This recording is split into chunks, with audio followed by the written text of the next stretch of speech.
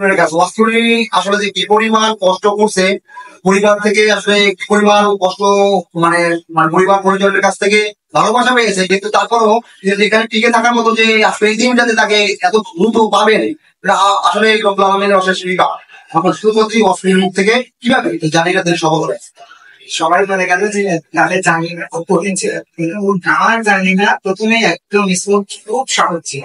মানে আমি যখন অনার্স শেষ করলাম তখন আমার জার্নিটা যখন শুরু করি, একটা ব্যাপার থাকে না, তুই ছেড়েছিলাম যা হবার তাই হবে, এমন একটা ভাব ছিল। আর আমি ভাবতাম যে এখান থেকেই মানে ভালো কিছু হয়ে যাবে, এখান থেকেই ভালো কিছু হয়ে যাবে। এবং এইভাবে শেষ করতে এইভাবে করতে করতে করতে করতে আমার জীবন থেকে অনেকটা বছর হয়ে যাচ্ছে, কিন্তু আমি ওই খাচ্ছি, ঘুমাচ্ছি, রিল্যাক্সে জীবন পার করছি। এরকম হইতে হইতে হইতে হইতে আমার ফ্রেন্ড মানে ঢাকায় আসলো, চাকরি আসলো। ওর চাকরি হওয়ার পরে আমার খুব জিদ লাগলো যে ও আমার আগে চাকরি পেয়ে গেল, আমি তো হচ্ছে এই কথাটা আমার মনে করা যে ও আমি কোর্স থেকে পাস করে। আমি কিন্তু এর আগেও ভাইবা দিয়েছি, দুবার প্রাইমারিতে ভাইবা দিয়েছি, বিসিএস এ লিখছি, কিন্তু তারপরেও আমি পেলাম। সে কিন্তু সাকসেস, সে ঢাকায় এসেছে, কিছু পরীক্ষা দিয়েছে, সে জব পেয়ে গেছে। তারপরে তার মানে সাথে ডিসকাস করেই কিন্তু আমি ঢাকায় আসার পরে আমি বুঝতে পারলাম যে আমি আমার আগের লাইফে কি করেছি আর ঢাকার স্টুডেন্টরা কি করে। সেই দিক থেকে আপনারা খুব দ্রুত মানে অল্প বয়সে কখন আগে এসেছেন, এর জন্য আপনাদের অনেক অনেক ধন্যবাদ। ভালো কিছু এবার আমার শুরুটা হলো ওখান থেকে যে লেখাপড়া করতে হবে এবং চাকরি নিতে হবে। তা আমার চাকরির লাইফে পড়াশোনাটা অনেক আগানোই ছিল এক প্রকার, কিন্তু আমি মানে এক প্রকার ডিপ্রেশনে চলে গেছিলাম। আমি খুব বয়স 1 বছর হাতে করে এসেছিলাম, যেহেতু 2 বছর বাড়ালো না, এটা তখন আমি কিন্তু জানতাম না যে 2 বছর পরে 1 বছর হাতে করে এসেছিলাম। কোচিং এ আসতাম, আমার রিটেন প্রিপারেশনটা ভালো ছিল, টাইপিং খুবই বাজে একটা অবস্থা ছিল। আমি যখনই টাইপ করতাম টাইপের অবস্থাটা খুব খারাপ ছিল, কিন্তু বারবার বারবার আমার ছাড়ের আমার পেছন থেকে মানে আমি বারবার ওদিকে পড়ে যাওয়ার মতন পড়ে গেছি। স্যার বারবার উঠাইলে আমার ব্লকে পারবা আর তুমি পারবা, এই কথা বলেছে। এই কথাটা বলে আমার শক্তি যোগাতো, বারবার আমি কিন্তু উঠে দাঁড়াইছি। আমি টাইপে ফেল করেছি, আমার কিন্তু এর আগেই চাকরি হয়ে যাবে, কিন্তু টাইপের কারণে আমি সেটা পাই না। আর লেখাপড়ার কথা যদি বলেন, যখন এখানে শুরু করলাম পরীক্ষা দিতাম, ফার্স্ট হতাম, তারপরেও আমি কিন্তু মানে ভেঙে পড়তাম। আর সেই জার্নিটা আমার ফ্যামিলি থেকে, আর আমার বাবা শুধু আর্থিক সাপোর্টটা দিয়ে গেছে। তিনি একজন কৃষক ফ্যামিলির কৃষক, আদর্শ কৃষক।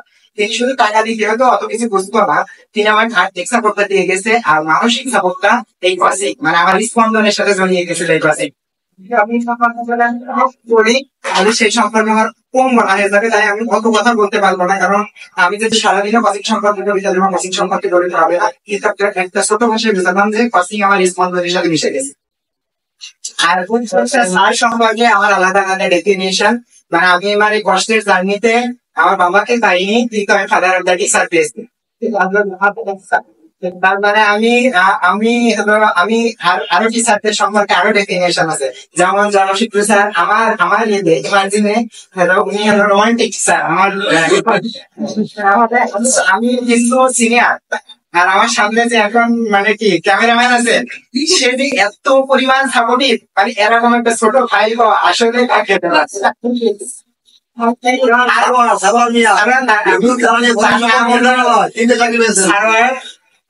সে হলো 3 জব পাইছে এবং তিনি এখন বর্তমানে আছে ফরিদ জ্বালানি সম্পদ। আমি তার কাছে যেটা পেয়েছি সেটা আমি মানে বলার মতন না, কিন্তু আমি বারবার একটা কথা বলবো যে কেউ যদি মনে করে যে বাসায় পড়ে হয়ে যাবে, বাসায় পড়ে হয়ে যাবে, তাহলে বাসায় পড়ে যদি হয়ে যেত তাহলে এই বিশ্বের বিদ্যালয় তৈরি হতো না, শিক্ষা প্রতিষ্ঠান তৈরি হতো না। যারা যাদের মনে করেন পড়বেন, ওটা মাত্র পড়া হয়, কাজে কিছুই দেয় না।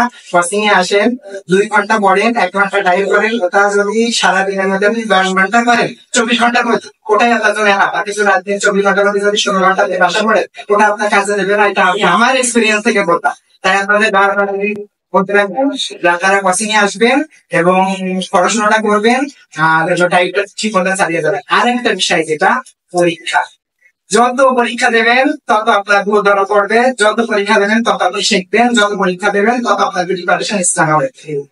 এই কথা আপনাদের জন্য অশেষ মেশ থাকলেও যে আপনারা পরীক্ষা একটা বাদ দেবেন না। আর যারা পরীক্ষা দেন না তাদের কাছে আমার রিকোয়েস্ট, তারা পরীক্ষা দেবেন। আমি কিন্তু এই কোচিং এর বর্তমান মানে বয়সের দিক থেকে মোস্ট সিনিয়র, তারপরেও আমি কিন্তু লজ্জা পাইনি, বারবার এই পরীক্ষা দিলাম। এবং আরো একটা পজিশন থাকে তোমার মার্কসের দিক থেকে, আমি পরীক্ষা লাস্ট শেষে দিতে চাইতাম না। তারপরে ছাড়েরা মানে বিশেষ করে মনিক স্যার কিন্তু আমার পার্সোনাল তথ্য আমি ভালোবাসি এবং তারা আমার প্রাণের টিচার। কিন্তু বিশেষ করে দুটো ব্যক্তি, যেটা হলো সারোয়ার ভাই আর জনাব মনির স্যার, মানে এই দুটো ব্যক্তি আমার এত ভাবে মানে এই চাকরি পর্যন্ত মানে যেভাবে ওনারা গাইড দিয়ে নিয়ে গেছেন সেটা বলার অপেক্ষা না, আমি বুঝেও শেষ করতে পারবো না। কোচিং এর প্রতি কৃতজ্ঞ এবং প্রত্যেকটা টিচারের প্রতি ঠিক পারবো। এই বলে আমার শেষ করছি, মানে আর ভালো সুযোগ হলে আরো